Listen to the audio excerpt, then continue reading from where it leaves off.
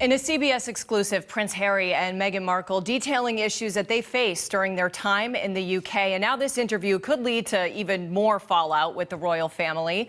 Joining me now is CBS This Morning anchor Gayle King. Gayle, thank you so much for being with us this morning to talk about all of this.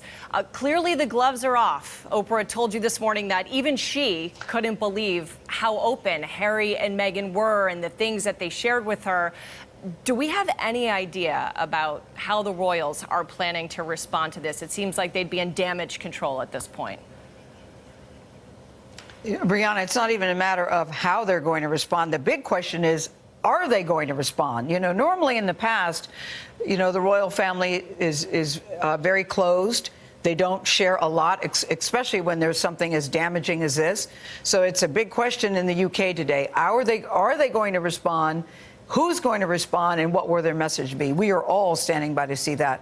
You know, everybody knew this interview was coming, and I think that they, you know, I always heard the word they were bracing for it, but I don't think anybody thought it was going to be this bad and this damaging and this explosive. I think that they were thinking, because Harry and Meghan have talked so openly about the tabloids and how stressful it is dealing with the tabloids and how upsetting it is when the tabloids don't tell the truth. They certainly hit that.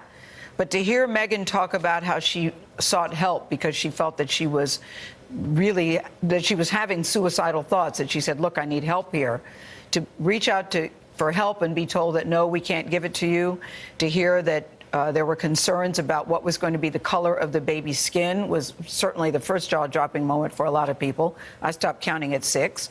To hear Harry say that he felt trapped and that he believes that his brother and his father are still trapped and maybe don't even know they're trapped. I mean, there were just so many different levels of revelations last night that I feel they're going to have to say something. Oprah told you this morning, when she joined you all on CBS This Morning, she said it was important for Harry and Meghan to clear up the rumors that they just left the monarchy, that they abandoned their duties. And they told Oprah that wasn't true. This was this narrative that was really pushed by the British tabloids. Do you think that Harry and Meghan hold the royal family and the British tabloids equally accountable for this? I mean, there was talk this morning here, this conversation, that they need each other to survive, that they go hand in hand.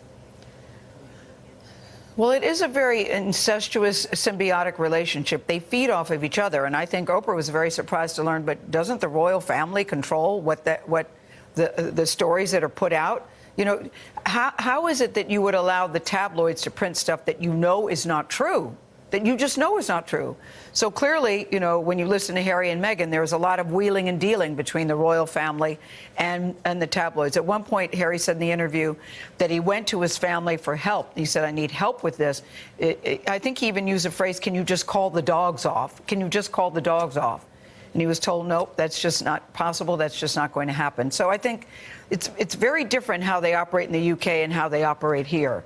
I mean, you know, once it's called out and called out repeatedly, you don't normally see people working inside your own circle to disparage you, and that was happening. And so I think, you know, when Oprah started the interview, she said her main thing was for people to understand why they left the UK. It was very important to Harry that people understand he did not blindside the Queen, despite the narrative that was put out in the British press. There had been several conversations. He had personally spoken to the Queen about this, and she was okay with it. She was on board with it. So for the story to come out that he disrespected the Queen, that he blindsided the Queen, was very, very troubling to him.